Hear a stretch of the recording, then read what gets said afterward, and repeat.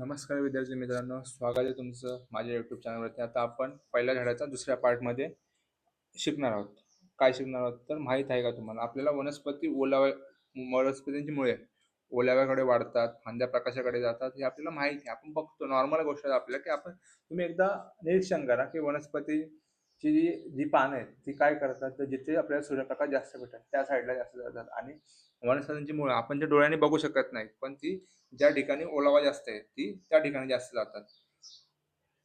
तर वनस्पतींनाही वेदना आहेत, त्यांनाही जाणीव आहे. हा शोध कोण लावला तर एक मोठे भारतीय शास्त्रज्ञ होते, जगदीशचंद्र बोस यांनी याचा शोध लावला.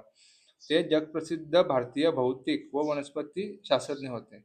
वनस्पतींच्या आपल्याला न जाणवणाऱ्या अतिसूक्ष्म हालचाली, थोड्या वेळात झालेली वनस्पतींची वाढ 10,000 पटीने स्पष्ट दिसेल, तिचे मोजमाप करता येईल असे यंत्र बोस यांनी तयार केले. लंडन येथील शास्त्रज्ञांच्या सभेत वनस्पतींना चेता क्षमता असते हे त्यांनी प्रयोगाने सिद्ध करून दाखवले. अनेक वेगवेगळ्या शोधांसाठी सर जगदीशचंद्र बोस यांना मोठे सन्मान मिळाले आहेत.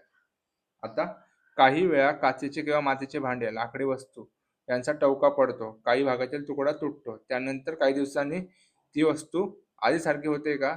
तर काचेची भांडे आहेत, मातीची भांडे जी तुटली तर ती परत आहे तशी होतात का? तर ती नाही होत, ती राहतात. प्राण्यांना झालेल्या लहान मोठ्या जखमा भरून येतात, शरीराचे ते भाग आधीसारखे होतात. वनस्पतींच्या खोडांवर नवे अंकुर फुटतात, त्यातून फांद्या, नवी पाने वाढतात, तेथे नव्या पेशी तयार होतात. हे प्राण्यांमध्ये होतं. की आपल्याला एखादी जखम झाली, कधी लागलं, रक्त झालं, ती जखम आपली बरोबर पुन्हा सुकून आपल्या शरीरावर त्याच टाईपची त्वचा तयार होते. तर ते कशामुळे होतं? हाडे, स्नायू, त्वचा अशा वेगवेगळ्या भागातील पेशींच्या रचनेत काही फरक असतो. सजीवांचे शरीर पेशींचे बनलेले आहे. शरीर आपलं कशापासून बनलं आहे? पेशींचं. शरीरातील प्रत्येक सजीव पेशीला पोषक पदार्थ, ऑक्सिजन यांची गरज असते. आपल्याला ऑक्सिजनची जास्त गरज असते. आता त्याच्यामध्ये आपल्याला एक प्रयोग करायचा, की एक खोलगट भांडा घ्यायचा आहे, त्या कुंडीजवळ ठेवायचा, त्याच्यामध्ये बिया पेरायच्या, त्याच्यामध्ये टोमॅटो, मका, वनस्पतीच्या कुठल्या पण बिया रोज पाणी घालून मग तेव्हा बी किंवा जे फुटतं त्याचं आपलं निरीक्षण करायचं आणि ते आपल्याला वहीमध्ये नोंदवून ठेवायचं. एक छोटा निरीक्षण होतं ते. अनेक दिवसात साफ न केलेली पाण्याची टाकी, थोडी उघडी राहिलेली पाणी साठवलेली भांडी, यामध्ये काही वेळा डासांच्या अळ्या दिसतात. घरातील अंधाऱ्या कोपऱ्यात पाण्याचे भांडे झाकण्याशिवाय राहिले तर त्यात पाण्यात तळापासून वर पुन्हा खाली वर जाणाऱ्या अळ्या दिसतात.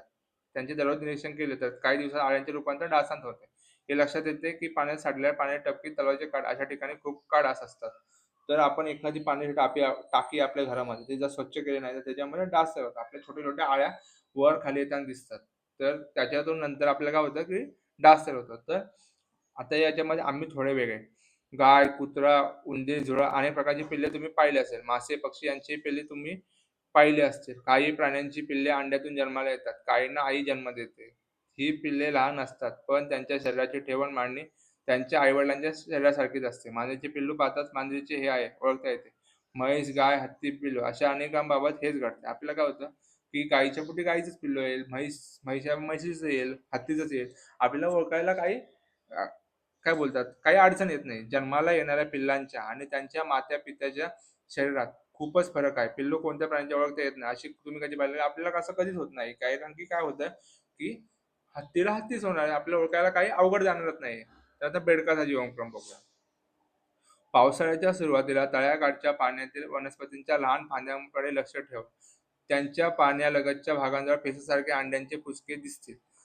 त्यातील काही अंडीय फांदीचा लहान भाग आणा. ती अंडी आणि फांदी मोठ्या बरण्यातील पाण्यात किंचित वर राहील अशी ठेवा. त्यासाठी शक्यतो तेथील पाणी वापरा. एखादे पान बाटलीचे पाण्यात टाकून ठेवा. आठवडाभर रोज दिवसात 3 वेळा निरीक्षण करा. काही पाहिले चित्रातून आपल्याला लक्षात येईल आणि तारीख लिहायला विसरू नका. याचा आपल्याला एक पान आणायचा त्या पुंजक्याचा आणि आपल्याला त्याचं निरीक्षण करायचं. तर अंड्यातून बाहेर आलेले पिल्लू बेडकासारखेच नसते. लांब अळीसारख्या दिसणाऱ्या या पिल्लाचे रूपांतर बेडकापर्यंत होईपर्यंत वेगवेगळ्या अवस्था असतात. आता प्रत्येक जीवनक्रम प्रत्येक प्राण्याचा वेगळा आहे. काही काळ श्वसन कल्याणी होते, काही काळ त्याला फक्त मागचे 2 पाय व शेपूट असते. अशा अवस्था बदलत अखेर त्याच्या बेडकाच्या शरीरासारखे बनते. अशा बदलांना जीवनक्रम किंवा अवस्थांतर म्हणतात. किती दिवसानंतर कोणते बदल दिसले याची आपल्याला नोंद करायची. बेडकामध्ये काय काय बदल झाला ते आपल्याला बघायचंय. आता हे बघा, पहिलं बेडूक होतं. पहिले हा मोठा बेडूक आहे. तर पहिला काय झाला, त्याने अंडी दिली. ही अंडी अशी दिसतात गोल. नंतर ते गोल अंड्याचं अळीसारखं होतं. नंतर त्याला फक्त 2 पाय आणि ही शेपूट आली त्याला. आणि नंतर बघा तो एक बेडूकामध्ये होता, नंतर एक मोठा बेडूक तयार झाला. अशा प्रकारे बेडकामध्ये त्याचं रूपांतर झालं. आता आपण काय शिकलो या धड्यामध्ये? तर खूप सूक्ष्म आकार ते मोठा विशालकाय शरीर अशी विविधता सजीवांमध्ये दिसते. काही सजीव नुसत्या डोळ्यांनी दिसत नाहीत, इतके लहान असतात. तर ऊर्जा ऊर्जा आणि वाढ यामध्ये सजीवाला अन्नाची गरज असते. अन्नामुळे सजीवाच्या शरीराचे पोषण होते. तर सजीवांच्या वाढीसाठी त्यांना कशाची गरज आहे? तर अन्नाची गरज आहे. वेगवेगळ्या सजीवांचे अन्न वेगवेगळे असते. म्हणजे अन्नामध्ये पण विविधता असते.